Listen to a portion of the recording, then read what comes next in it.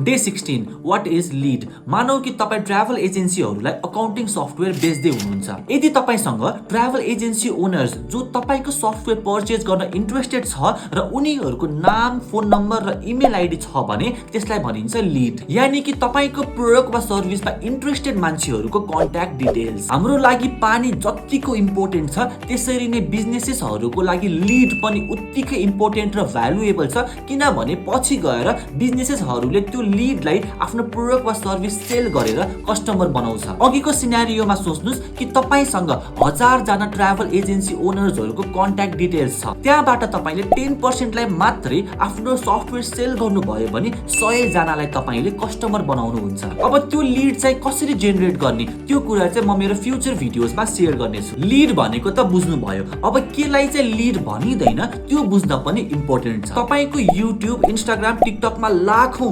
Followers र सब्स्क्राइबर्स छ भने त्यसलाई चाहिँ लीड भनिदैन, किनभने तपाईसँग उनीहरूको कन्ट्याक्ट डिटेल्स हुँदैन। त्यो फलोवर्सको कन्ट्याक्ट डिटेल्स युट्युब, इन्स्टा र टिकटक सँग चाहिँ हुन्छ तर तपाईसँग चाहिँ हुँदैन। त्यसैले म बारम्बार भनिरहेको हुन्छु कि फलोवर्स र सब्स्क्राइबर्सको पछाडी हैन, लीड जेनेरेट गर्नमा चाहिँ फोकस गर्नुहोस्, किनकि त्यो लीड भनेको कुनै सोशल मिडियाको हुँदैन, तपाईको आफ्नो ऑडियन्स हुन्छ।